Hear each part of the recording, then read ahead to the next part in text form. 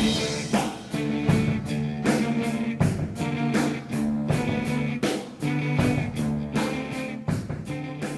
everybody, it's Double B, Billy Boudreaux, back here on the WGS YouTube channel. I'm joined by Andy, Mick, and Ashley, and we just got through watching the first edition of Impact Wrestling with all the changes. And before we get to the lineup, I have to go to you guys first and get your thoughts on the new look and the new set of Impact Wrestling.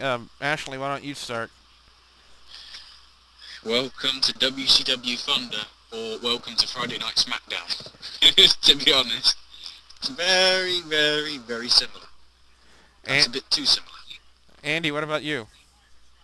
I personally think it looked very much early SmackDown.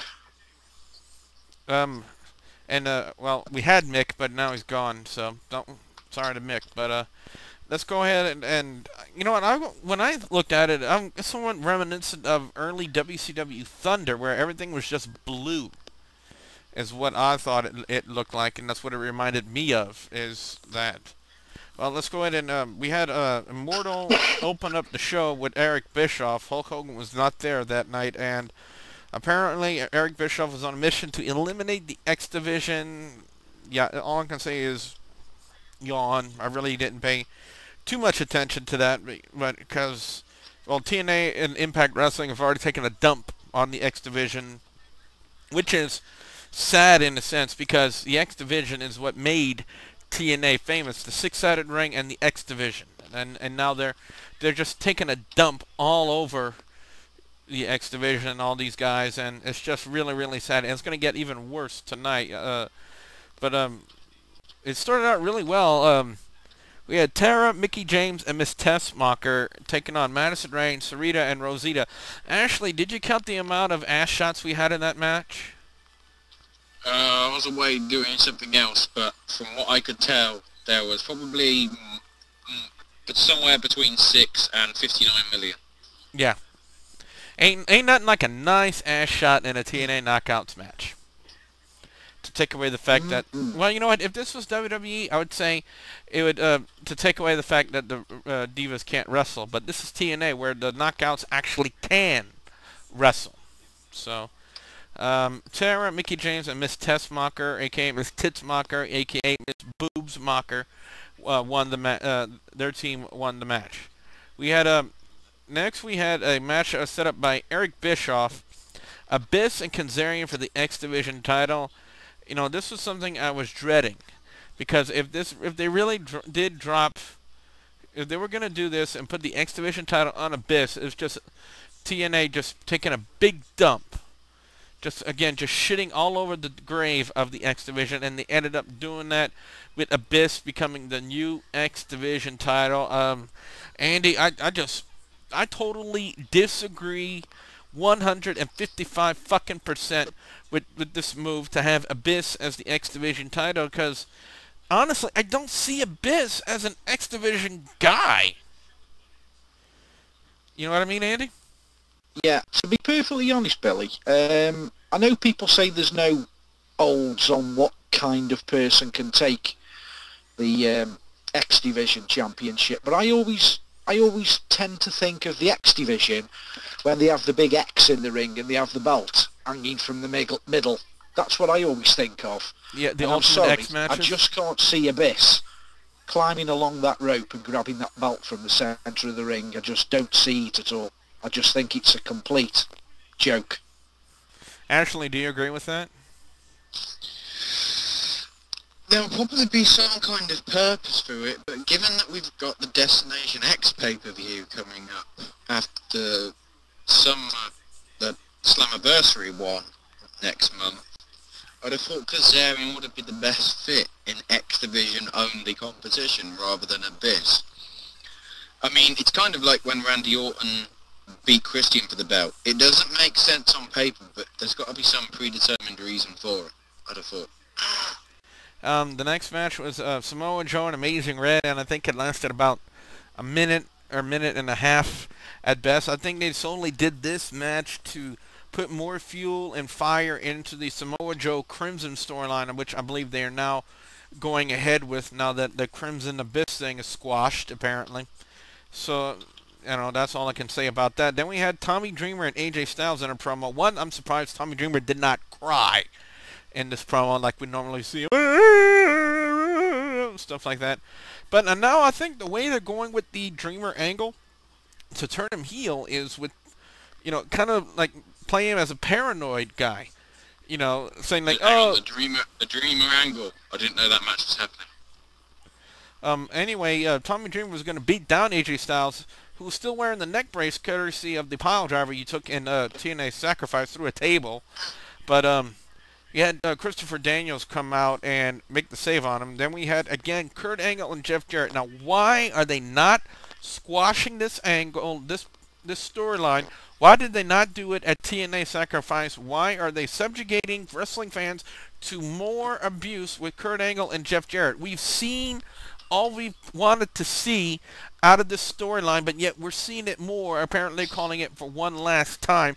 But this time, the match, I think, is going to take place at Slammiversary, and it's either a Slammiversary or next week, guys. Am I speaking correctly on this? Yes, I think you are. Yeah, I can agree with that. At Slammiversary, where the Olympic medals are going to be on the line, and the #1 contendership. Yeah, you are correct. Yeah, thinking about it. Yeah.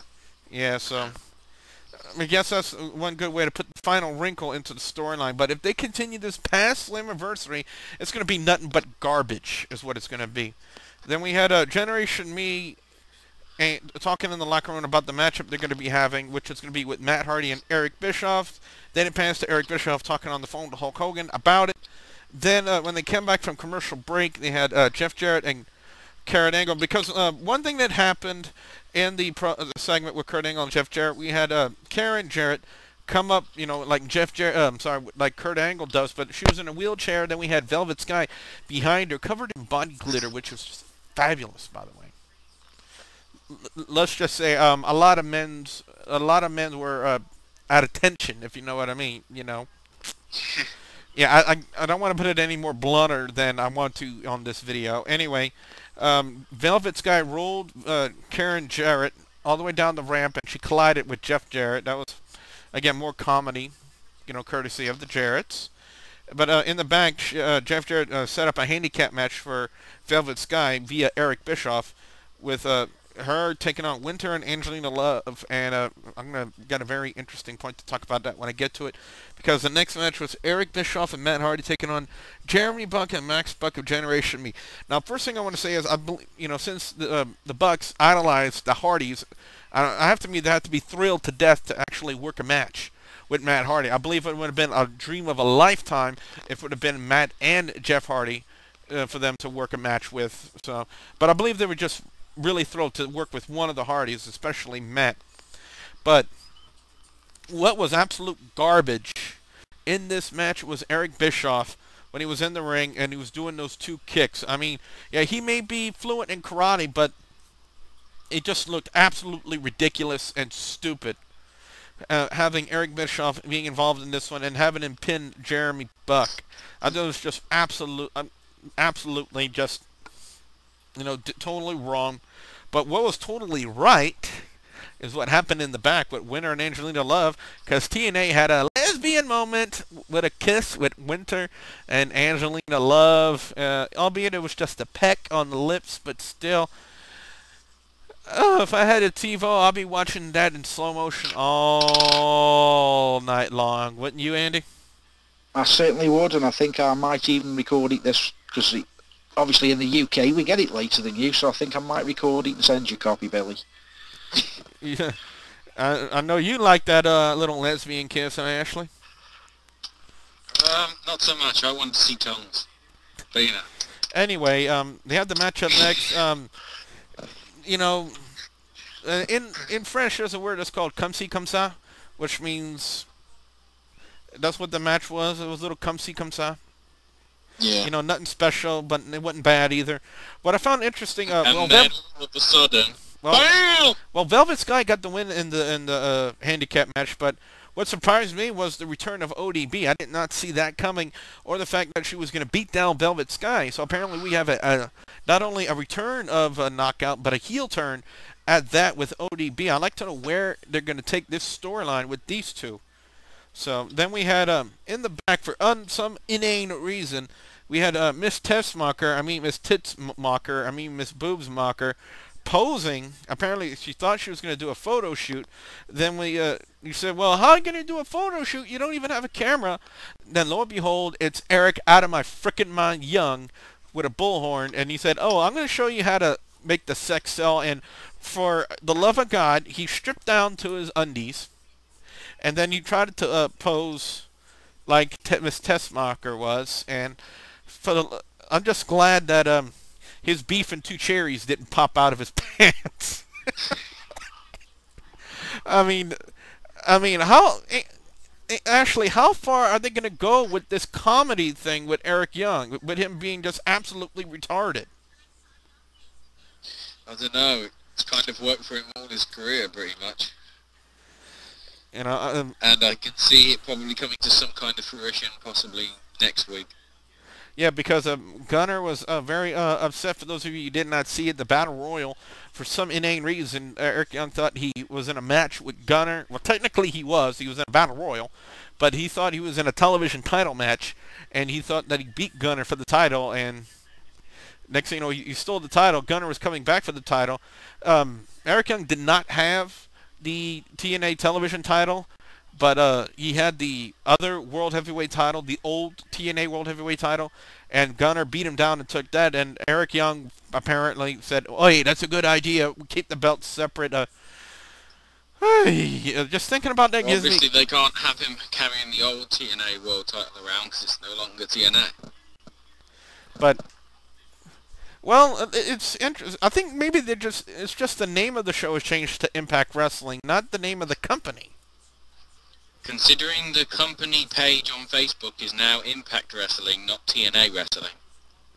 Well, it all depends on how well what they go with it. But the next match was Ric Flair calling out Robert Roode, or Bobby Roode, as he called. Bobby Roode. Yeah, I don't understand the move. I mean, he's been Robert Roode for the longest time. Welcome to Dallas, for circa 1982.